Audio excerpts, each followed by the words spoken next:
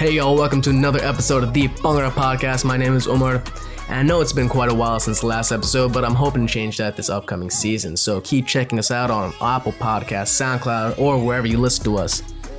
And check us out on Instagram, Facebook, Twitter at the Bhangra Pod. Anyways, today we have an amazing conversation with some of the board members of RDR. Honestly, I learned so much from this conversation, and I hope y'all take as much out of it as I did. And without further ado, let's get on with it.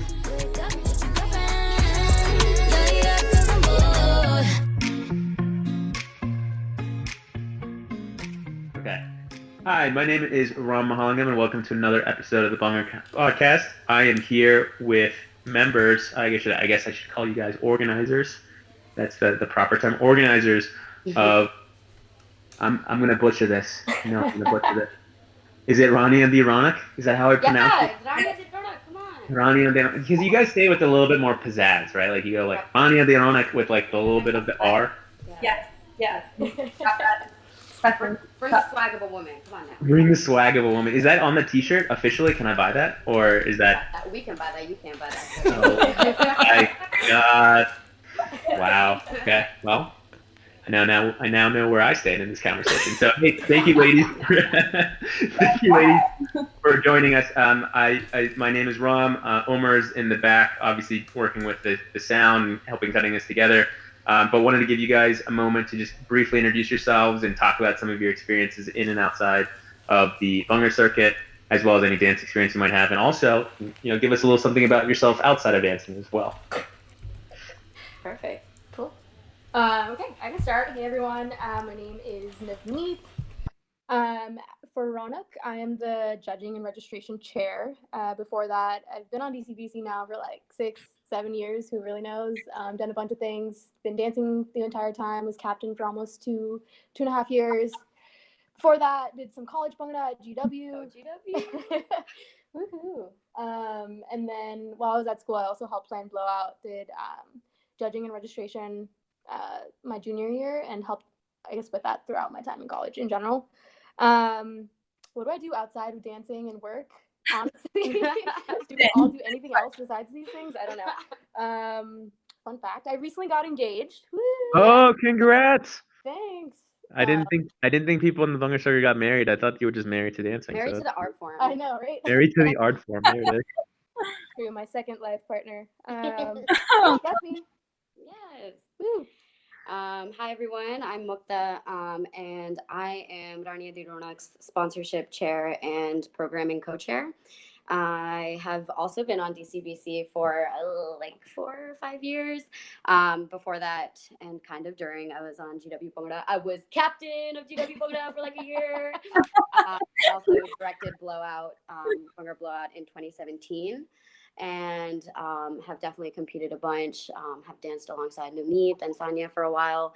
And outside of Bhangra, I live in DC. I work with DC youth in the city, helping with employment services. I get bullied by them every day, but I love them. Do you teach them Bhangra at all? Do you teach them Bhangra at all? No, but they really think that they're like, oh, Miss Mukta, you can't dance. And I'm like, you have no idea. Y'all have no idea. But I also do stand-up comedy, so I'm very funny. She's also a Bharatanatyam prodigy. Yes, that's true. In my youth. Oh. Okay, that's all right. It's real. I'm not making that up. It's true. With that, don't really know how to follow that one. But my name is Saniya. I am the co-hospitality chair for Raunaq. I am on DCBC and have been since 2017, so a couple of years. Before that, I went to Washington University in St. Louis and danced on their Bhangra team for all 4 years. Was captain at one point and then moved to DC. Now I'm living in New York, and I fleetingly am dancing, I guess, with SMD. And just can't stop dancing, really. But outside of Bhangra and Raunaq, I am actually in law school. So just finished my first year here in New York, go have 2 more years. And yeah, besides that, I guess I like to dance and sing. So pretty classic brown girl narrative over here. But So ladies, talk to me a little bit about Raunaq. It's happened. It's here. I know there was a big reveal across a lot of social media, and there was a lot of buzz coming into this. What was kind of the impetus of starting this, and what are the goals? Like, why are you trying to start this comp, and what do you hope to really achieve with the competition coming and going? Sure. So as we all just kind of articulated, we've all three of us been competing for many years in the Bhangra circuit, both collegiate and independent circuits. Everybody on our board has competed a bunch, and as one of the oldest all women's dance teams, Bhangra teams in the country, we come from a lineage of women who have been competing for years. And as part of that legacy, we have certainly been in contact with a lot of different experiences. And I think there's like uniformity in that we all, as women at competitions, have definitely felt either excluded from certain aspects of it, not felt like fully comfortable with certain elements of it, and have definitely felt frustrations in terms of like rubrics that we've seen, in terms of judging that we've seen. And so a lot of these frustrations have just been kind of mulling around our heads for years. And Right. And so a lot of us have been kind of talking about this comp. We've been talking about this comp for years, for a long, long time, about why it's so important for us to create something in our own vision that takes into account all of our unique experiences. And so I think, while this is the first year that we've ever done this, this has been many years in the making as women who have just been in the circuit for so long. So I guess first things first, on Friday, we typically have like a mixer. We typically have teams coming in, checking in. What are some examples? I think the last example was, kind of the suggestive games that are getting played at mixers in front of little kids. What are examples, I guess, of maybe instances where there were some kind of tone deaf or maybe just like items at any of these events on a Friday that just, rubbed you guys the wrong way? Yeah, so I definitely think like the example that we provided last time is a good like starting point for why mixers, I think, don't not just work for women, but I think mixers don't really work for anybody. And I think that, I think I like the phrasing of how you asked that question, Ram. I like that, you're considering it as tone deaf, because I think it's exactly that. Like an example of a game, for example, we probably all went to a comp where you have to do like the tissue box on your butt and like put the ball into the tissue box, like the twerking game, right? Like if you have like, literally I've been to a competition where every single person or every single team on the lineup was an all guys team or a co-ed team with like 6 or less girls on it, but mostly guys. And DCBC was the only all girls team in that lineup. And it's so uncomfortable to be in a line of 8 people, 8 guys, and be the one girl who has to twerk to do this game. And guess what? We love twerking. Some of us love to twerk, but I sure as shit don't want to twerk in front of 7 other dudes at a Bhangra mixer. Yeah. And like another game is like the one where you take the balloon, put it on your waist, and then someone else has to like hump you to pop the balloon. Like, come on now. Like, what's the point of that? It's funny maybe to the guys because it's like a joke. Yeah, they're like, but to women who are being watched by other guys in that room, it's uncomfortable. And like some people are comfortable with that, and that's awesome. But we shouldn't be forcing women to do that kind of stuff. Or like there's that one competition where they had like a bull. Oh my god, this is the worst. Sorry guys, we're going off. Now we're like remembering all these horrible games. But there was one competition where there was like a mechanical bull, and it was really sad because like all the guys would go and hey, they lasted like 30 seconds and a minute, whatever. And then there was like, it was us and another girls team, I think. And when the girl went on, it was really sexual because guess what? That's what it looks like when you actually ride a bull properly. And it was just extremely uncomfortable to like be in the audience and kind of scan the room and see how the other guys are giggling about it, talking to each other about it. And it's just like, we know that this competition does not end at 10 p.m. when the show ends. We all have to also interact with these people throughout Saturday and then also at the after party. And I can promise you that those moments at these mixers are setting the tone for the entire competition. And these are the kind of things that make us uncomfortable from honestly the very beginning of a competition. So I guess one of the things when we talk about mixing, like mixer games, right? Like you've given a couple of bad examples. So has there ever been mixer games that have either worked, or do you think in terms of, like games at the mixers or even the concept of a mixer, it seems kind of redundant? I mean, I would say personally, I don't ever mix with people at mixers as much as I think I think the point of a mixer is supposed to be you don't know people and you come to a competition and then you're supposed to say hi to people and then you're supposed to like be friends and then move on. But I think that concept has been a little lost. So in terms of like what you guys are doing at RDR, are you having a mixer? Have you thought of like any kind of good mixer games, or is it more of a traditional like social kind of event? Oh, Ram, I'm so glad that you asked this question because our mixer is honestly going to look extremely different. We are not playing any like of these weird, strange, joking games. And I know this is going to sound very boring, but we're actually having a panel. And the reason that we're doing this is because also important to note that a lot of folks from the RDR Board come from all different types of professional backgrounds. For example, I work with young people and I do like curriculum programming for young people every single day. And one of the things that I've seen be really effective in starting and sparking conversation is having like leaders of a field kind of answering questions and then throwing it back into the audience. So what we're doing is I've assembled a panel of 4 women that have been in the circuit for a number of years. And we're going to be having a panel where we actually ask about, not only the challenges and successes of being a part of the Bhangra circuit, but how these have translated to life outside of Bhangra and off of the stage, in the hopes that we can kind of have like breakout groups where we are allowing space for the young women that come to our competition and older women that come to our competition to actually discuss these topics. And the goal of this is, again, I really strongly believe that the mixer sets the tone for the competition. And a huge reason why we are doing this competition is to start a conversation about what makes us as women dancers in the Bhangra circuit unique, and then how can we find solidarity among that uniqueness and move forward in a more empowering way. And I think that like the panel that we have, Navneet will be one of the panelists actually, and it's just going to lead to like really brilliant conversation that will hopefully allow people to feel extremely comfortable and have like that baseline comfortability when it comes to our competition, as opposed to maybe something like lack of that we've experienced in others. With FCB, there have been times on Friday where we go to the mixer, we hang out for a little bit, and then we just try to go immediately to practice, right?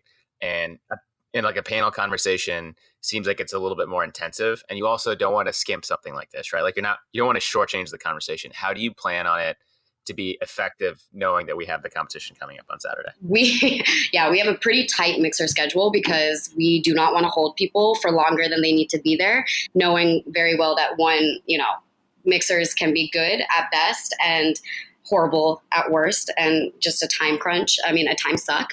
And so panels can be really intensive, but panels don't need to be more than 30 minutes long. And so we're building the programming in such a way that we are making the panel be the like highlight of the mixers program. And we're really eliminating all other games and kind of talking and, people are kind of doing like a opening, they're doing like an opening, like little icebreaker. But beyond that, we're not doing too much, forced mingling. And I think we're doing that in large part because it's something that we feel really strongly about and that we believe is worth emphasizing and taking time on. And we'll have people out of there by 8:30. Also, I think we're creating a different environment. Like there's going to be probably like 90% of the room will be filled with women. And I think that will automatically be very different from any other mixer that most people have been to. And it'll be a unique experience and a unique feeling knowing that like, hey, I'm looking around. These are all the badass women of the Bhangra circuit here in one room. That is pretty fucking amazing. And I just think that in and of itself will be memorable to folks. And I think people will be engaged and excited about it just by being in that room. At least I hope. So I think that'll help with the whole like urgency to get to practice or whatever you need to do afterwards. I think people will be excited to be there, even if it's for like 2 hours. Yeah. So max. Yeah, exactly. So it'll be interesting. And some of that tone deafness, is that going to come? Would you say that's something that you'd give as like feedback, or is that part of what the panel is trying to address? Right. You talked about impact. I think the direct statement was you wanted there to be a sense of solidarity and you wanted to make the panel conversation about empowering women moving forward. I think the last time we talked, and one of the things that we are continuing to talk about is the concept of, after RDR is done, we're all still competitors. We're all still competing. We're all still going to go back out to these competitions. How would you start? Is kind of that tone deafness and like the way the mixer games are being presented and picked, is that going to be something that you're going to be addressing within the scope of the panel? Or is that something that you hope to, convey and kind of share from an experience standpoint for women to say that, like, hey, when you guys go back to these comps, or like if you're going to go to like Bhangra the Berg or Bruin or et cetera, like all these places, like, guys, you guys need to be aware that these certain things that you do, like humping people might seem really funny at the time, and it might seem really funny with your friends, but it's not funny for everybody, right? Yeah, I mean, I think that's a really good question. We need to speak about these things, and we need to say them explicitly in a way that, and I think that, like, for example, if we're talking about like sexual harassment, if we're talking about sexual assault, both of which happen, honestly, frankly, at Bhangra competitions, what makes me feel a lot of like comfortability, if you will, is knowing that, there are women in that room that have experienced it and have lived through it and can honestly speak about it in a way that is extremely responsible. And as somebody who will be moderating the panel, that's going to be something that I really will be closely monitoring. But to answer your question, yeah, we are going to talk about it because it needs to be talked about. And again, like Navneet said, it's going to be a room filled with women. And the hope is that will help that space be a more comfortable one in which we can discuss topics like these. And we will definitely begin the discussion by outlining some of the topics we may discuss, just so that people are aware and ready to, and if they need to leave, they can leave, just because as someone who's a survivor, I know how difficult it can be to talk about these topics. But in terms of like my own rehabilitation, talking about it really helped. And now for a message from one of our sponsors. Romesh is the oldest Vardee maker in the circuit. He's been making Vardee for teens for over 15 years at this point. Currently, some of the teens that have recently bought from him are FCB, UNC, CMU, Cornell, Stanford, Furtile, DRP, UMD, and countless others. One of the recent changes he has come up with is a new way to buy completely custom Vardee. He promises to guarantee that you will not have to pay in full until you have received the product in your hand. Before, teens used to have to pay everything up front, but after working with different colleges, he has figured out a smart way to make sure he can continue building trust with the teams as well. To contact him, shoot him a message on WhatsApp at 404-630-8934, or just email him at romeshvardee@gmail.com.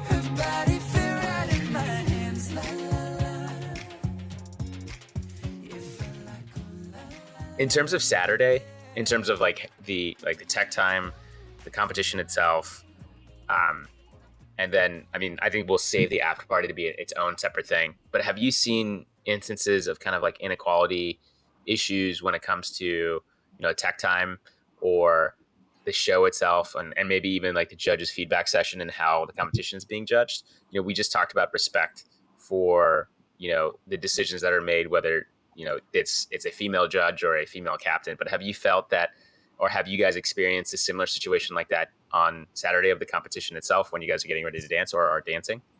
I guess my personal experiences as a captain, it's just like, I don't have like the best language like Saniya or Mukta do, but for me, like stupid things that I do, or I used to do when I was captain, like before walking to judges meeting, the first time that I ever went into one, I think there were 4 guys and 1 girl on the panel. And the feedback was fine. It was like nothing crazy, what every Bhangra team expects. I feel like to a certain extent, every person kind of dismisses the judges meeting because they're like, oh, what are they really going to tell me? It's like kind of cookie cutter stuff. And I think we've all been disappointed for meetings, but I think it's more the dynamic in the room and how they treat a woman versus how they treat a male captain. And the first meeting I ever went to by myself, I'm a solo captain of GCBC, I felt so weak and just invisible in that room. And not because they said anything explicitly wrong or like mean to me, but I didn't feel like I was a captain of a team and I put this whole set together and like, led my team to this point. It was just kind of like dismissive in the way that they talked to me. And I don't think it was because of like our team being bad at the comp or anything like that. I felt like it was more, I was like one person against these like 5 people in this room. And I personally felt intimidated and scared. And after that point, it was like a horrible moment for me in my Bhangra career. And coming back out of that, like, all of DCBC laughs at this, but it's such a thing. Like, I practice power poses before I go into judges meetings just to seem like when I go into that room, like I'm confident. And at the end of the day, who really has the power in that room? It's me. Like, yes, these people saw this 7-minute performance and now they're going to judge me and like make me feel like, oh, this was wrong, this was wrong, this was better, blah, blah, blah. But at the end of the day, like what our team went through to get to that point where we all the work that we put in, like that should be what's powerful. That should be what changes the circuit. And like, so yeah, it's like stupid shit like that. Like I go do power poses in the bathroom before I walk in, like making sure I look confident and I feel good about being in that room, regardless of like what I know I'm going to hear anyway. I don't know if that's like answering your question, but just like that's like an experience of like a woman captain in a thing in the circuit. What were the specific things that they said, right? Was it just the tone, or was it like specific statements that were said? Could you just give like an example, even if it's not like the actual example itself, if you could just summarize like the type of conversation, the type of language that was used in the room? Yeah. So like, I think overall things that I've heard that have made me feel just not feel less than, it's things like, oh, as a girls teams, you guys should be using pakyan this way. Like it didn't look good. Like other girls teams do pakyan better. We've had that said to us. Things like, oh, like, you know, you guys are a girls team. It would have been nice to see a Gita segment in there. It would have been a highlight moment. I've heard that in a judges meeting. Other things that we've heard, kind of like cookie cutter stuff, like, oh, you guys aren't athletic enough.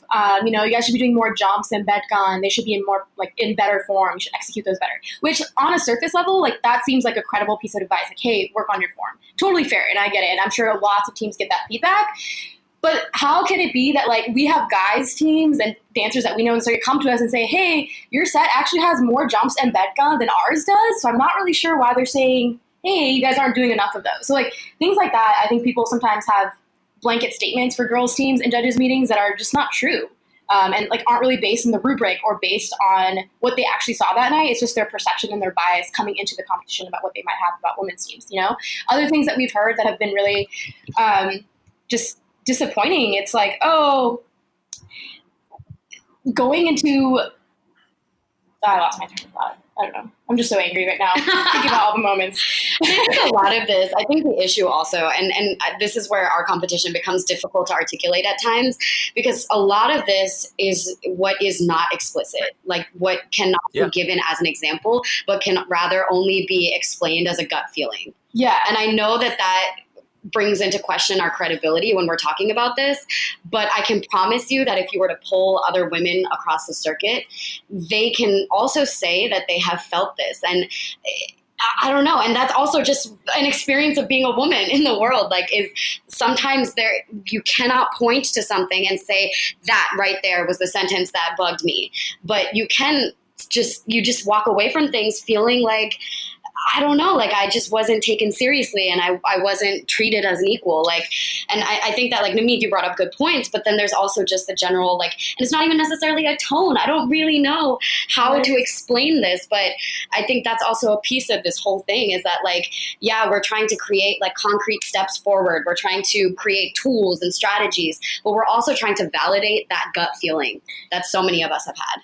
And just to double down on that too, so I recently had the opportunity to like judge a competition, and there was another woman on the panel and there was 2 other guys. There was 4 of us, and afterwards, totally not to harp on anyone who's a part of it, like I don't think it's anyone's explicit fault or anything like that, but one of the people who was running the judging and registration, she came up to me and the other woman on the panel being like in tears saying that was so painful for me to watch as just a bystander, to see the way that you guys were treated in that deliberation, to see how women are easily just ignored or talking over. Like people don't value what they have to say. And like the fact that like, okay, if I'm experiencing it myself, maybe I'm just like thinking too much about it, or I'm like analyzing things that shouldn't be analyzed or whatever. So I might feel something. But like an outside person who has nothing to do with what you were talking about or doing in that room is like in tears because of how they saw people treating you, I think that says something. That's like an experience that's like so hard to describe. Like, I don't know a specific example. Like, I just remember how she felt and the way she talked to me and how inspired she felt. She's like, this is why I want to run my own team. This is why I'm so excited to be captain of my team, because I want people to understand that, hey, my voice matters. And it's just so sad to see that our voices aren't as important right now, or like to see it explicitly in that moment, you know? I don't know. Sorry, just random thoughts. Yeah. In terms of the after party conversation, I know we spoke last time about, or we spoke at length about the after party in some aspects. I wanted to just touch on a couple of things that were said around, the inappropriate shit that happens at after parties, right? What's kind of happened? What's been your experiences? And also talk to me a lot about, where do you think that came from? Like what enabled and allowed for something like that to happen? Because I kind of reflected, about what we talked about. And I can honestly say you talk to anybody about what happened and some of the things that you're probably going to talk about. And everyone will say that it's bad, but it stems from somewhere, right? And there's some gaps in, I'm curious to understand what your guys' perspective are or where the gaps are that allows those kinds of things to happen. So if we could just get started with, what are some of the issues that you've seen in after parties? Ooh, yeah. So I think the after parties are kind of a hot mess when it comes to, the question of like, what is wrong with after parties? I will start very superficial. Like one of the things that pisses me off is that before we as DCBC ever walk into an after party, we always pledge to each other. We look at each other and we say, all right, we're sticking together tonight. And we literally form a very tight circle. And we like to dance at after parties. Trust me, we like to throw down, but we do so in our very tight-knit circle because physically there isn't space for us at after parties. Just think about physically. I got punched. Oh my God, yes. I got punched in the eye at 2 separate after parties because of a man doing a freaking polka, all out at a after party. Now, I know that that's not necessarily things that we can monitor and stop people from dancing. And I'm not telling people to do that, but I think that that's indicative of the mentality that a lot of men in the circuit have, that it's like, hey, this is my space and I'm going to take up as much of it as I want. And if I punch someone, I punch someone. And I think that the reason why should we have to, the after party is supposed to be the moment where we're all celebrating our hard work and cooling off and letting it all out.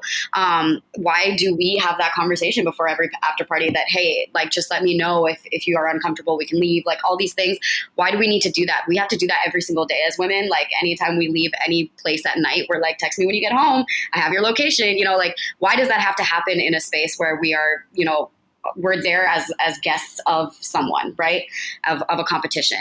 And I think that that's kind of a good superficial start, I think, to discussing what's wrong with after parties. I think this is bigger than just the Bhangra circuit or dance competitions and after parties, but I do think, and I think I could personally talk about this for hours and write research papers and all of this, but I think in the South Asian, especially South Asian American narrative, the groups I've been a part of, there's a toxic and problematic culture around drinking and substance use. And I think it gets amplified in these settings that are supposed to be celebratory and fun. And there's an assumption that having fun should be only one way. Having said that, I love a good drink. I love to, be with my team, dancing, feeling the buzz, all of that. So not to say that that's what I'm trying to say here, but I do think that there's this problematic aspect of let's chug a certain amount of this or a certain amount of that, or let's keep drinking into oblivion or pushing our teammates to act a certain way and be a certain way.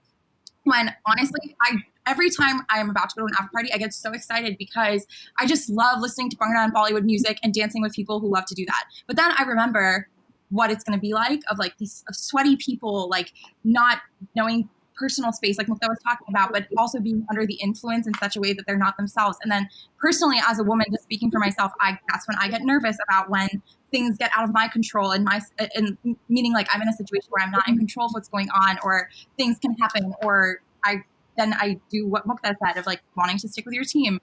So for me, it's a larger issue that that's another thing I feel we don't talk about enough, that again, is not just true to the Bhangra circuit, but I think maybe to South Asians, and not just South Asians, of course, but I don't know. And what do you think enables that, right? I see really crappy stuff at after parties. I've had to personally step in to, as captain of a co-ed team, I've had to personally step in and tell people to not touch girls on my team, right? And, I think in isolation, my events are, I would say, and what happened to, the people on my team might be looked at as one-off events, but you keep hearing stories of bad behavior kind of every single time. it happens a lot. It just happens a lot. It happens at a lot of after parties. So have you put thoughts on like limiting the number of people at the after party, limiting the number of guys, being more vocal about things, or what's going to be the kind of main thing that's going to happen when it comes to policing the after party for things like that?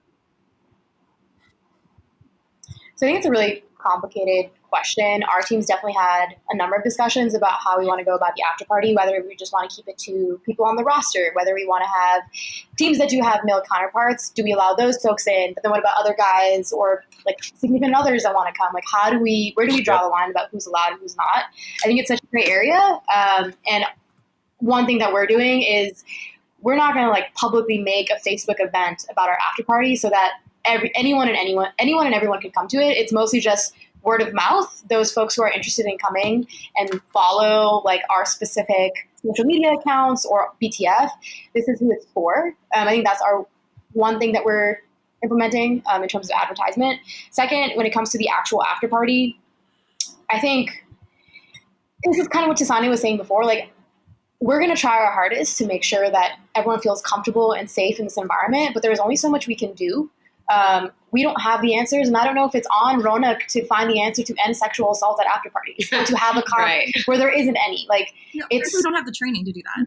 Yeah, we don't have the training. We're going to try our hardest. So we can't physically stop men. Yeah, like what can we do? Like, really, it's like, what is everyone else going to do when they're at this party and they see mostly women? Like, how are they seeing this? Like, there's only having this conversation. I think when people listen to it, hopefully this will change their behavior at the after party. But I don't know. It's such a tough question to answer. Like, what are we going to do to make sure that the party is better for people? Like, we're going to try our best, but I don't think we have the answer. And no, Nathan, we've had like extensive conversations of like, okay, what is appropriate? Do we need to have multiple security guards there? Like, how do we want to check IDs? Like, things like that. We're considering those and thinking about those, and I think we're still getting there. But I don't know. I think the after party is also in the hotel, so hopefully that'll make it a little bit easier. It's not like a public place where anyone can just walk into a bar and be like, hey, I want to go to this. It's within the competition's purview, I guess. I wanted to touch on the Gagan Malhi stuff. I feel like it's very... So I think the Gagan Malhi stuff is very dumb in certain ways, because I think everyone can agree that girls should dance. I think his comments were clarified to there's a guys league and a girls league. So I wanted to get your perspective on what he said and the reaction to it, right? Because everybody talked about it. I think he screenshotted himself, like his DMs on his Instagram, and it was just all women, and it was just not in a good way, right? Like they were just like going after him. But I wanted your thoughts on what he said and like how he said it, because I think a lot of people are going after him about his comments around, it seemed like it came off that women should not be dancing. But what was your takeaway from the whole situation, right? Like he seemed to clarify it, but like, I don't know, it just didn't seem like a very thoughtful thing for him to do. Maybe it was. I guess I couldn't get the job because I don't speak or read Punjabi, but. Cool. Yeah. So Gagan Malhi is a very well-respected dancer, especially in the very folk traditional circuits. He danced in India. I think it was for Punjab University. I can't quite recall which college, but he did that for a while, then came to Canada, I believe, and does a lot of teaching and coaching there. And on Instagram, he posted this story saying, it's not folk or traditional for girls to be doing Bhangra. And he posted like a little poll on the stories and asked what people's opinions were. And all the folks that he responded to publicly on his story agreed with him and said, yes, girls should not be doing Bhangra. It's for women, for men, and it's most folk that way. It's better that way. And so then there was this outburst from the rest of the Bhangra community and the dance community in general, explaining, hey, like girls can actually do Bhangra. And then the hashtag went viral about girls can do Bhangra. And yeah, and there were some pretty crazy memes for Raunaq too. I mean, it's like free publicity for us, but we realized like this is quite problematic, just beyond promo for us, but just for the circuit in general. So, I mean, in terms of him clarifying his comments, I just want to touch on what he clarified. He literally said, I've done a Bhangra video with a girl before. I never said they can't dance. And I think a lot of people were like, that's like saying, hey, I have a black friend, I'm not racist, which we all know is not true. Like, sure, you probably have a wife and you have a sister, so of course you're a feminist. Like, of course you want women to be equal. Like, that to me, that's not even clarifying. I think the real issue there is the fact that he even felt the need to say, hey, traditional and folk Bhangra is supposed to be for men and men only. I think that's, like, there was a page where he said, like, it has said Bhangra, and, like, it talks about, like, what is considered traditional Bhangra steps and what is required for a proper folk performance. And then right below that, it said Gidda, and it also talks about the elements of the, like, folk Gidda performance. And he talks about how all the verbs were parsed so that it's, like, all male conjugations in the Bhangra piece, and in the Gidda piece, it's all feminine conjugation. So, like, to me, the problem there wasn't like, oh, hey, we know girls can do Bhangra, like, they should be able to do Bhangra, and everyone's rallying for all these girls. Like, yeah, that's like a baseline. Like, yes, girls can do Bhangra. Like, I can do anything. We can all do anything. It's fine.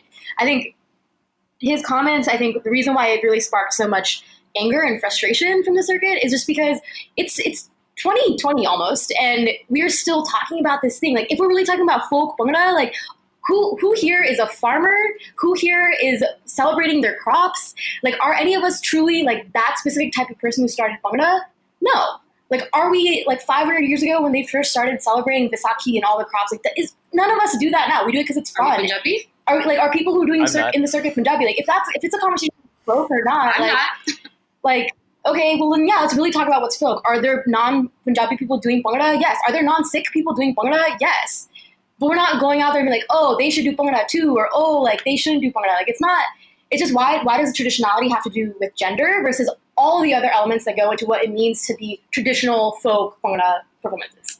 You know, I don't know. That's why it really got to me. Like, as someone who is like Sikh and Punjabi, like, Bhangra is like really like my community's thing. Like, it came from us, right? And so it really bothers me too, right? Like, why? I'm so angry. Sorry, I've been very frustrated this entire conversation because it just, like, brought up so many memories and so many experiences that I've had in the circuit. But I don't know, it just really is just disappointing that people felt like, oh, it's enough. Like, Gagan Malhi clarified his comments and everyone rallied around it, made videos, posted videos, and girls can do Bhangra too. That's it. Let's stop talking about it. Like, this is not it. Like, why? There's so much more. That's not the takeaway. Right? Like, was it disappointing? Because I personally am not someone who does the whole, like, Facebook changing their profile picture thing for whatever it cause is happening at the moment. Did it bother you when a lot of people just, like, posted their Instagram stories or added an Instagram picture that said, like, women can do Bhangra and that was it? Because it seems to me that that's regressive in the fact that nothing actually happened in some ways, right? Like, I don't know if you felt that way personally about that, but yeah, I think for me, like, it was great to see so many people, like, knowing what's going on and reposting this picture and, you know, things like that. But I think also, like, are you like just talking the talk, or are you walking the walk? Like, are you supporting women in your life, not just in the Bhangra circuit, but in, like, their existence in general? Are you like, especially if you're in the South Asian community, are you, I don't know, do you respect your mother, your sister, your grandmother? Do you recognize that they can do legitimately everything that they want to do and more, just like Navneet said? And so I also think, like, Navneet's point of, like, whenever we, like, I think that, like, this concept of traditionality goes beyond just Bhangra. Like, a lot of traditional concepts that we have in our South Asian culture is very much delineated on gender lines versus, like, literally all the other lines that it can be. And so, you know, I think that I would like for us to also, like, ask people to think about those aspects too, because all these things go hand in hand, right? Like, if we look beyond just Bhangra, like, for example, I was a Bharatanatyam dancer growing up, and that is a traditionally male art form too, and that was because women were not, it wasn't respectable for women to dance in public, right? And that is a product of a whole other system of, like, oppression, right? So, I mean, it's so much broader than Bhangra, and, like, I'm getting mad too, but I'm just kind of like, we all need to, like, yes, hashtag girl, what is it? Girls can do Bhangra is very valid, because that is one value that we hold and we want to showcase through our competition. But again, I hope that we are trying to, like, take steps and build in programming to bring up so many other hashtags too, you know?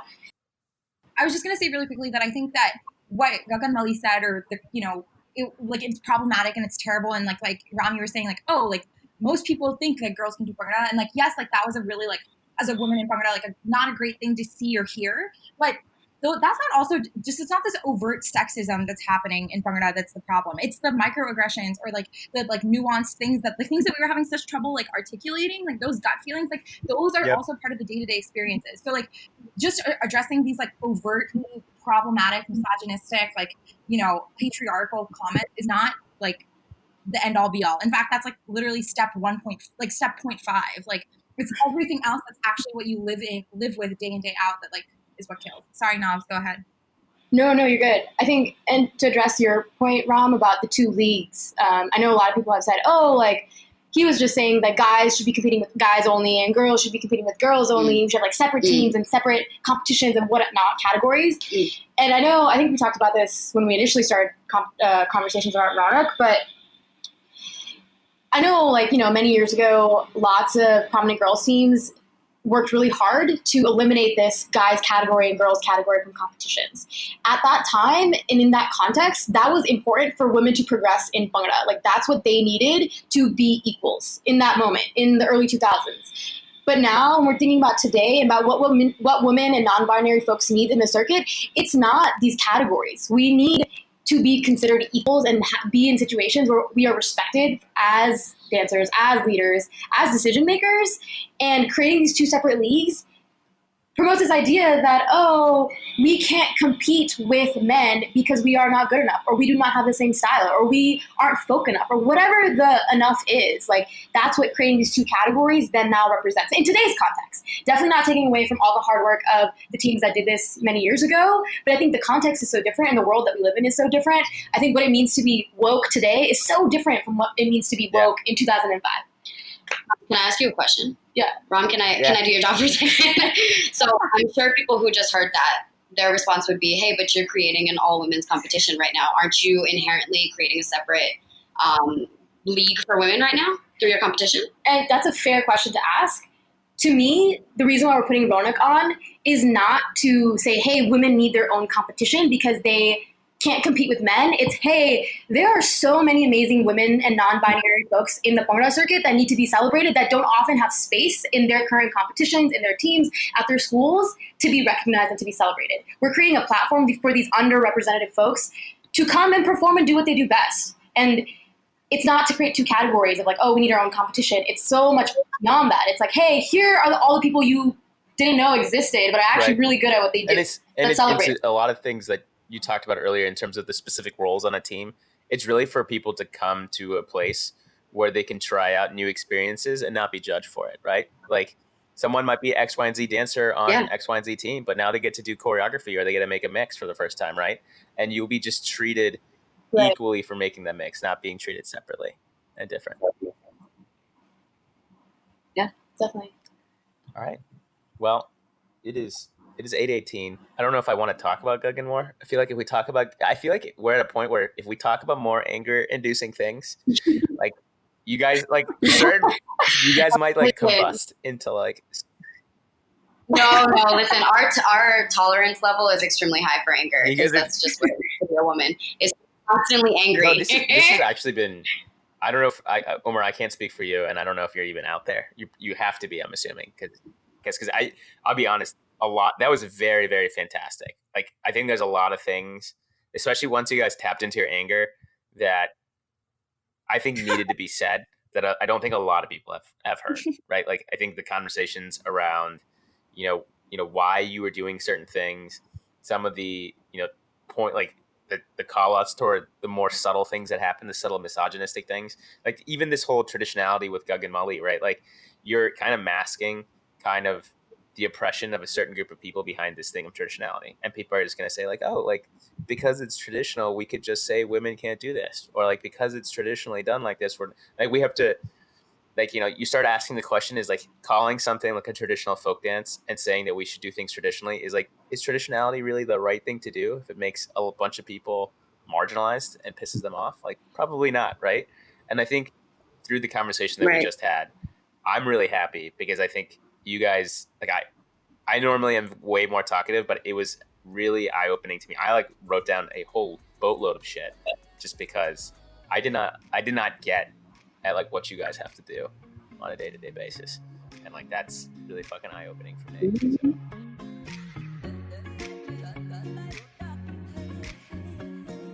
If you like what you hear, everyone should come out to actually see the show, because it's definitely going to be fantastic. It's going to be taking place on August 10th at the Rachel M. Schlesinger Concert Hall and Art Center in Alexandria, Virginia.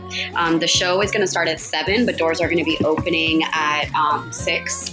And we are going to have vendors and food in the lobby, so definitely check those out. They're some of our greatest community partners. Including Panchtara, which is our exclusive food vendor.